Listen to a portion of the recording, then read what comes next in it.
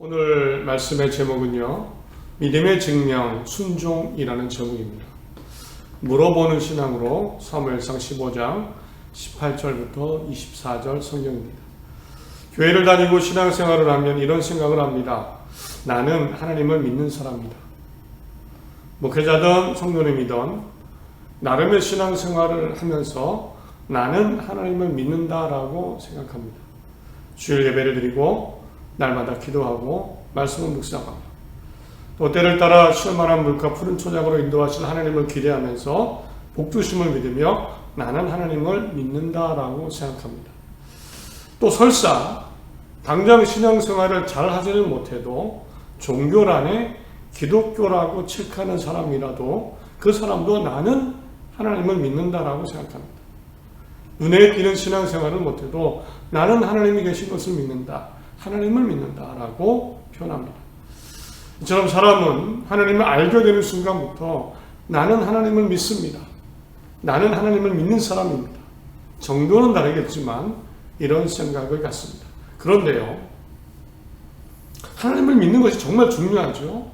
하나님을 향한 믿음이 정말 중요합니다. 그런데 나는 하나님을 믿는다라고 생각한다면 또한 동시에 꼭 명심해야 되는 사실들이 있습니다. 내가 하나님을 믿는다면 마음속에 절대 잊지 말아야 되는 사실들이 있습니다. 하나는요, 사실 내 믿음의 유무를 결정하는 것은 내가 아니라 하나님이시라는 겁니다. 물론 나는 내가 믿음이 있다 없다라고 생각할 수 있습니다. 그러나 믿음의 결정은 하나님께 있습니다. 곧 이런 겁니다. 너 믿음이 있구나 라고 하나님이 인정해 주셔야 되는 겁니다. 구원의 유무도 마찬가지죠. 하나님이 구원해 주셔야 됩니다. 믿음도 그렇습니다. 내가 있다 없다 나는 믿어라고 하지만 최종적으로 하나님이 너는 나를 믿어라고 인정해 주셔야 됩니다. 믿음의 결정은 하나님이 하시는 거죠. 창세기 15장 6절에 아브라함이 여호와를 믿으니 여호와께서 이를 그의 의로 여기시고, 아브라함이 하나님을 믿었습니다. 그 다음에 하나님께서는 이를 그의 의로 여기셨다. 믿음을 인정해 주신 겁니다. 믿음을 인정해 주실 때 그것이 진짜 믿음입니다. 사람 사이를 생각해 보십시오. 똑같은 원리겠죠. 내가 친구에게 아무리 제발 나 좀 믿어줘. 너 정말 나를 믿어줬으면 좋겠어. 정말 나를 믿어줘. 라고 말을 합니다. 그런데 그 친구 입장에서는 나를 믿어야 되는 겁니다. 그 친구에게 달렸습니다, 사실. 나를 믿는 것은 그 친구에게 달렸습니다. 반대로 친구가 나에게 나 너를 믿는다. 정말 믿는다. 내가 믿는 거 믿어줘. 라고 말을 하더라도 사실은 내가 그 친구를 믿어줘야 됩니다. 그 친구를 믿어줘야 그게 믿는 거죠. 하나님을 향한 믿음도 그렇습니다. 내가 믿음이 있다 없다라고 말할 수 있습니다. 고백할 수 있습니다. 그러나 최종적으로 하나님이 내 믿음을 인정해 주셔야 됩니다. 그래서 하나님을 믿는 것은, 내가 하나님을 믿는다는 것은 하나님이 내 믿음을 인정할 때 그때에 그것이 온전한 믿음입니다. 또 하나 있습니다. 나는 하나님을 믿는다면 그러므로 떠오르는 사실이 또 하나 있습니다. 그러므로 하나님을 믿는 사람은 끊임없이 평생입니다. 하나님께 내 믿음을 증명해 보여야 됩니다. 증명해야 됩니다. 하나님께서 믿음이 있다라고 인정하실 수 있도록 내 믿음을 평생 증명해야 됩니다. 부담이 되죠? 어렵다고 느낄 수도 있습니다. 아니, 한 번 믿으면 되지, 끝이지. 아니, 평생 어떻게 내 믿음을 증명하나? 그럼 누가 믿을 수 있나? 라는 생각이 들어도요. 그러나 성경을 봐도 정말 하나님을 믿는 사람들은 인생 내내 평생 동안 하나님께 내 믿음을 증명하며 보여드리며 살았습니다. 내가 하나님을 믿는다는 것을 보여드리며 살았습니다. 자기 마음대로 살지 않았습니다. 늘 하나님을 생각하면서 믿음을 보여드리려고 살았습니다. 아브라함도 모세도요, 다윗 같은 사람도 다 그랬습니다. 다윗만 봐도 성경은 다윗의 인생을 이렇게 설명합니다. 열왕기상 15장 5절에 세 번역으로 읽어드립니다. 다윗은 주님께서 보시기에 올바르게 살았고 주님께서 보시기에 햇사람 우리아의 사건 말고는 그 생애 동안에 주님의 명령을 어긴 일이 없었다. 하나님 보시기에 올바르게 살았다. 그 믿음을 인정받기 위해서 우리한테 살인을 하죠. 이 사건 말고는 평생 하나님의 명령을 어기지 않고 살았다. 믿음을 증명하기 위해 살았던 겁니다. 기억하시기 바랍니다. 믿음은 하나님이 인정해 주셔야 된다. 그러므로 그 믿음을 하나님이 인정해 주시기 위해서 나는 믿음을 평생 증명하며 살아야 된다. 그리고 마지막 또 하나의 사실이 있습니다. 이건 좋은 겁니다. 기쁜 겁니다. 감사한 겁니다. 은혜가 되는 겁니다. 만약에 내가 이렇게 하나님께 내 믿음을 증명하며 살아간다면, 하나님이 그래서 내 믿음을 인정하신다면 하나님이 평생 나와 함께 하신다는 사실입니다. 왜냐하면 하나님은 정확하신 분이기 때문에, 하나님의 선함과 의로우심과 그 사랑은 변함이 없기 때문입니다. 내 믿음이 진짜라면 하나님도 진짜시기 때문에, 하나님의 사랑이 진짜이기 때문에, 하나님의 의로우심이 정말 진짜이기 때문에 당연히 하나님이 나와 함께 하시는 거예요. 내가 하나님을 믿기 때문에. 사람은 변하지만 하나님은 변치 않으시죠?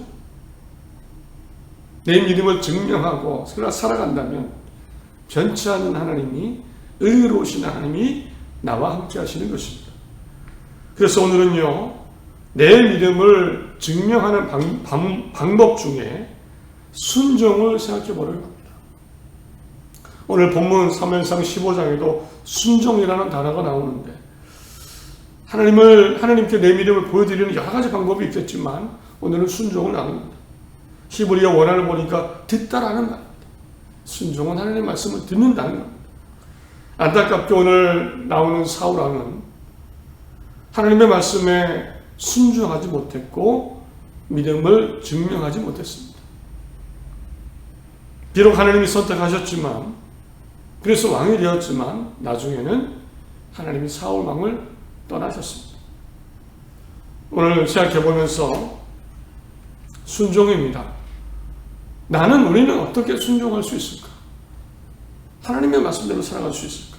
쉽지 않죠? 그러나 멈추지 말고 후퇴하지 말고 평생 앞으로 계속 하나님 모실 때 내 믿음을 순종으로, 특별히 하나님의 뜻 가운데 살아서 증명함으로 하나님이 함께 하시는 복된 삶, 복된 가정이 다 되시기를 바랍니다. 오늘 본문에 사무엘상 15장이죠. 배경은 이렇습니다. 설명을 쭉 드리면 시간별로, 지난주에 나눴지요. 앞 사무엘상 8장에 이스라엘 백성은 왕을 원했습니다. 우리도 다른 나라처럼 우리를 대신해서 싸워줄 왕을 주십시오. 하나님께서 마음에 안 드셨지만 이스라엘 민족을 그래 왕을 통해서 구하면 되지, 이런 마음으로 직접 왕을 세워주시게 됩니다. 9장과 10장에 하나님이 베냐민 지파에서 왕을 직접 뽑으시는데 그 사람이 바로 사울입니다. 사울이 사울왕이 됩니다. 이 사울왕은 기름 부음 받은 다음에 기대에 부응해서 강력한 왕의 모습을 보여줍니다. 아몬의 침략에 맞서서 물리치고 전쟁에 승리합니다. 구해냅니다. 13장, 14장에는 강력한 블레셋과의 전쟁이 일어나는데 승리합니다. 이스라엘 민족을 주변 나라에서 구해내고 보호하며 왕으로서 하나님의 사명, 임무를 다하는 것을 보여줍니다. 그리고 오늘 15장입니다. 사무엘 선지자를 통해서 또 하나의 임무가 주어집니다. 이겁니다. 3절에 지금 가서 아말렉을 쳐서 그들의 모든 소유를 남기지 말고 진멸하되 남녀와 소아와 젖먹는 아이와 우양과 낙타와 나귀를 죽이라 하셨나이다. 하나님은 아말렉이라는 민족을, 그 민족을 완전히 없애버려요. 하나님의 뜻이 있으셨겠죠. 이유가 있으셨을 겁니다. 남녀, 소와 젖먹는 아이, 우양과 낙타와 나귀 모든 것까지 다 없애버려라. 하나님의 심판인 겁니다. 이제 사울왕은 하나님의 말씀을 듣고 아말렉을 차례차례 공격합니다. 하나씩 하나씩 점령하면서 결국에 전쟁에서 승리합니다. 백성들을 다 죽이고 결국에 전쟁에 승리합니다. 그런데 전쟁에 승리해서 사울왕은 그 승리를 만끽하고 있는데 하나님의 마음은 후회로 가득하십니다. 이유는요, 사울왕이 순종하지 않았습니다. 하나님의 말씀을 따르지 않았습니다. 사울왕과 이스라엘 백성들은 하나님의 명령을 제대로 따르지 않고 첫 번째로 아말렉 아각 왕을 살렸습니다. 왜 살렸을까요? 다 죽이고 아각 왕을 살려서 잡아왔습니다. 네, 뭐 거기까지 그럴 수 있지만 또 있습니다. 제일 좋은 양, 송아지, 어린 양, 그 밖에 좋은 것을 다 남겼습니다. 안 좋은 것은 다 죽였는데 좋은 것을 다 남겨서 가지고 온 겁니다. 하나님은 불순종이라고 느끼셨고 사무엘에게 나타나셔서 이렇게 말씀하셨습니다. 11절 내가 사울을 왕으로 세운 것을 후회하노니 그가 돌이켜서 나를 따르지 아니하며 내 명령을 행하지 아니하였음이니라. 하나님이 심지어 후회하신다고 하셨습니다. 내가 사울을 왜 왕으로 세웠습니까? 후회하셨습니다. 사무엘은 걱정이 되고 그래서 밤새도록 하나님께 부르짖어 기도합니다. 그리고 다음날 사무엘은 이 사실을 사울 왕에게 알리려 사울 왕을 만나러 갑니다. 갔더니 이미 사울 왕은 전쟁 승리를 만끽하며 자기를 위한 전쟁 승리 기념비까지 세웠습니다. 이윽고 사무엘은 길갈로 가서 사울 왕을 만납니다. 사울 왕은 그저 즐겁기만 합니다. 사무엘을 반갑게 맞습니다. 그러나 사무엘은 심각합니다. 이때부터 오늘 15장에 오늘 본문입니다. 사무엘과 사울의 대화가 이어집니다. 사무엘이 말합니다. 어째서 소와 양의 울음소리가 들립니까? 사울이 말합니다. 네, 물론 살려둔 것은 사실입니다. 그러나 하나님께 제사 예배드리려고 살려둔 겁니다. 사무엘이 또 말합니다. 아니 분명 하나님은 모조리 없애라고 하시지 않으셨습니까? 없애라고 하셨습니다. 어째서 순종하지 않고 하나님의 말씀을 어기고 죄를 졌습니까? 사울왕이 말합니다. 사실은 백성들 때문입니다. 백성들이 여기 결과해서 하나님께 예배드리자고 제일 좋은 것을 남기자고 했습니다. 사무엘은 결국 하나님의 뜻을, 마지막 뜻을, 메시지를 사울왕에게 전합니다. 22절, 23절입니다.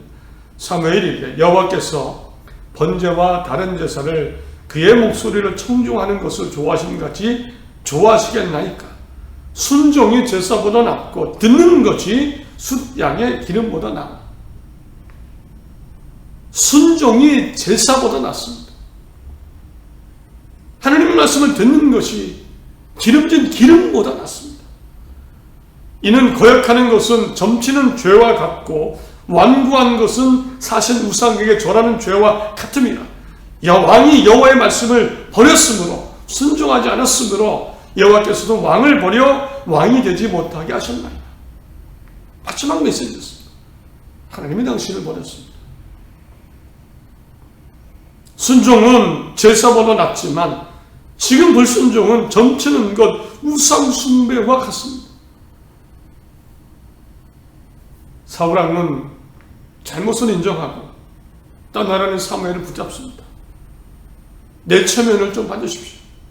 그러나 결과는 바뀌지 않았습니다. 사무엘이 죽는 날까지 35절 이렇게 나옵니다. 사무엘이 죽는 날까지 사울을 다시 가서 보지 아니하였으니 이는 그가 사울을 위하여 슬픔이었고 여호와께서는 사울을 이스라엘 왕으로 삼으신 것을 후회하셨더라. 사울의 불순종, 하나님이 떠나셨습니다. 하나님을 믿는다고 생각했을 겁니다. 그러나 믿음을 보여드리지 못했습니다. 순종하지 못했습니다. 순종하지 못했기 때문입니다. 이제 이렇게 불순종해서 하나님이 떠나버리신 사울의 모습을 보면서 어떤 생각을 하셨습니까? 저는 처음에 이런 생각했습니다. 아니, 순종하지. 순종하면 되지. 젊은 시절에 그렇게 생각했습니다. 하나님 말씀대로 하면 되지. 왜 안 했을까? 이런 생각을 주로 많이 했습니다. 아니, 그대로 하면 되지. 왜 그랬을까? 그런데 나이가 들고 인생을 살아오고 생각하다 보니 생각을 하면서 많은 생각을 하면서 내가 과연 정말 지금 이 순간 그 자리에 있었다면 그 말씀대로 할 수 있었을까를 생각해 봤습니다. 현실적으로 어렵다는 생각이 듭니다. 첫째는요, 하나님의 명령 순종하기 어렵습니다. 사실 제게는 불가능합니다. 지금 가서 아말렉을 쳐서 그들의 모든 소유를 남기지 말고 진멸하되 남녀와 소아와 젖먹는 아이와 우양과 낙타와 나귀를 죽이라. 자세히 읽어보십시오. 아말렉을 쳐서 남녀, 소아, 어린이, 아이들, 젖먹는 아이까지 죽이라는 말씀입니다.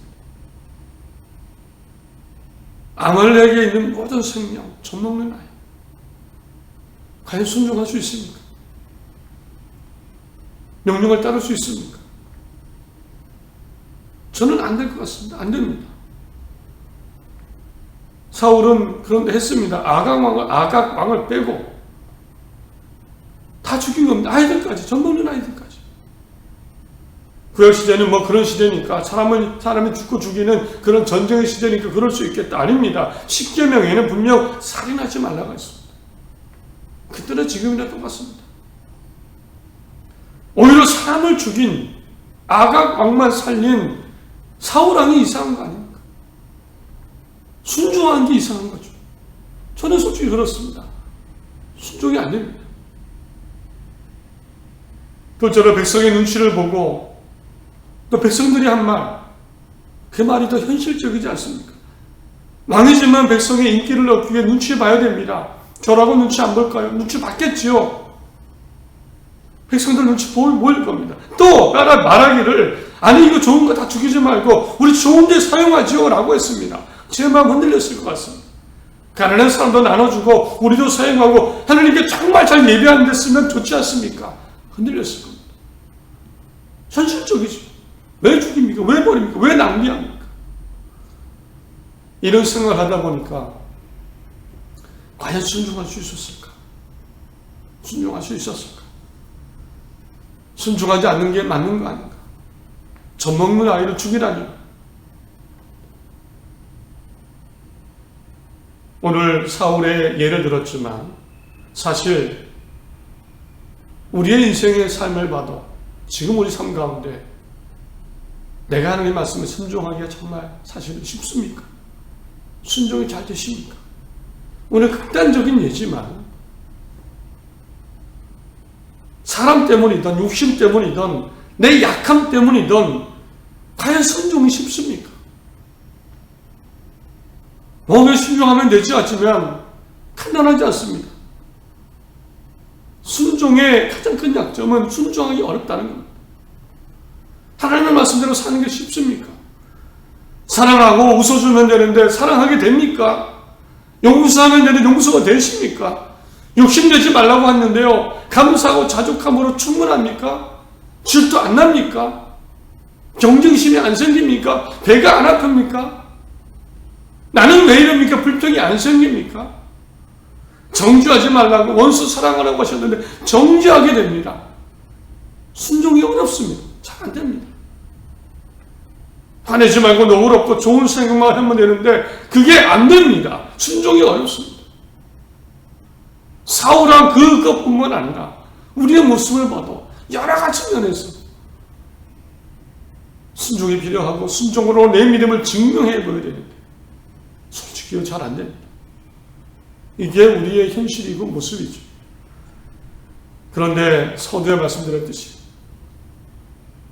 순종은 내 믿음을 증명하는 가장 중요한 것 중에 하나입니다. 하나님이 내 믿음을 보시는 가장 중요한 겁니다. 그러면 어떻게 될까요? 말씀을 준비하면서 가장 많이 물었던 겁니다. 어떻게 하면 순종할 수 있을까? 하나님의 말씀이 있고 나는 잘 안 되고, 그런데 순종함으로 내 믿음을 증명해 보여야 되는데, 순종하면 되는데 내 본성으로 안 되고, 저 하나님의 음성을 들었던 이스라엘 민족도 매번 실패했죠. 실패하고 혼나고 다시 순종했다가 다시 실패하고 그랬는데 나는 어떻게 할까? 나 같은 사람. 이런 생각을 가장 많이 했습니다. 그러면서 결론적으로 떠오른 생각이 있습니다. 그것은 하나님은 좋으신 분이라는 겁니다. 막무가내의 분은 아니십니다. 좋으신 분입니다.